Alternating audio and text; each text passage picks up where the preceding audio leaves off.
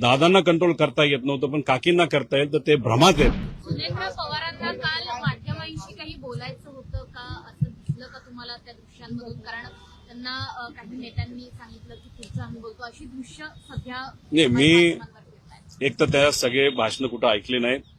काकींचं भाषण मी ऐकलं, भाषण ते चांगलं होतं, त्यातून संदेश त्यांनी त्या ठिकाणी चांगला दिला. त्याच्या व्यतिरिक्त जे बाकीचे बोलले त्यांचं भाषण पूर्वी ऐकण्यासारखं नव्हतं आणि आजही ऐकण्यासारखं नाही. त्यात कंटेंटच नसतो, त्यात महत्वाचे मुद्दे सुद्धा त्या ठिकाणी नसतात. त्यामुळे मी काय त्यांचं भाषण ऐकलं नाही.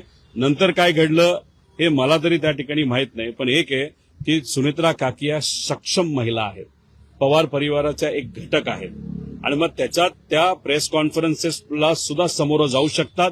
त्यांना वाटेल ते त्या ठिकाणी बोलू शकतात. जर कोणाला वाटत असेल की सुनेत्रा काकींना आपण कंट्रोल करू शकतो, दादांना कंट्रोल करता येत नव्हतं पण काकींना करता येईल, तर ते भ्रमात आहेत. थोड्या दिवसानंतर नक्कीच कळेल की ताकद काय असते आणि एक नेता कशा पद्धतीने पार्टी तिथं चालवत असतो. त्यामुळे ह्या चार जे कुठले नेते आहेत त्यांनी थोडंसं सांभाळून राहावा, सांभाळून वागा, एवढं या ठिकाणी सांगतो. काल बोलताना सुनेत्रा पवार असंही म्हणाल्या की दादांचं अर्धवट राहिलेलं स्वप्न मला पूर्ण करायचं आहे. काही अंदाज आहे कुठलं स्वप्न असेल? राज ठाकरेंना तुम्ही भेटलेला आहात, या भेटीमध्ये त्यांनी सांगितले की एफआयआर संदर्भातही नाराजी त्यांनी व्यक्त केली. आता तुम्हाला राज ठाकरेंकडून नेमकी अपेक्षा काय आहे आणि राज ठाकरेंनी तुम्हाला काय आश्वासन दिलं? बघा, इथं व्यक्तिगत लेवलला, भावनिक लेवलला मी राज ठाकरे साहेबांना त्या ठिकाणी भेटलेलो आहे. माझ्या मनामध्ये जे जे काय होतं ते मी तिथं बोलून दाखवलं. माझ्याकडे जे जे कागद होते ते मी त्यांना तिथं दिलेले आहेत आणि मी दुसरी कुठलीही तिथं अपेक्षा केली नाही. माझं फक्त एकच आहे की मराठी माणसाच्या पाठीमागे ते नेहमी भक्कमपणे त्या ठिकाणी राहिलेले आहेत.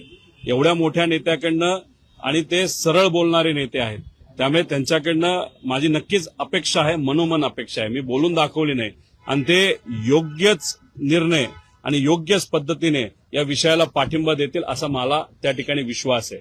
आता काल सुनेत्रा काकींच्या बद्दल बोलत होता, त्यांचं राहिलेलं अर्धवट स्वप्न काकांचं काय होतं हे एकतर मी काकांकडे बघत असताना आणि अख्खा महाराष्ट्र अजित काकांकडे बघत असताना काका हे महाराष्ट्राचे मुख्यमंत्री झाले पाहिजे अशी इच्छा आमच्या सगळ्यांची त्या ठिकाणी होती.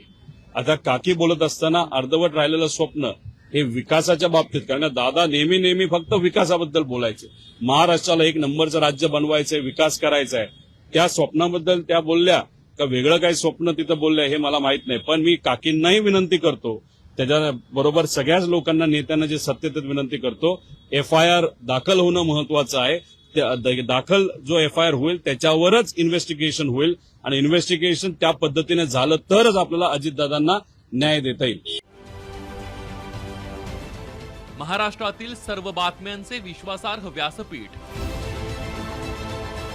सकाळच्या सर्व सोशल मीडिया प्लॅटफॉर्मला लाईक, फॉलो आणि सबस्क्राईब करा.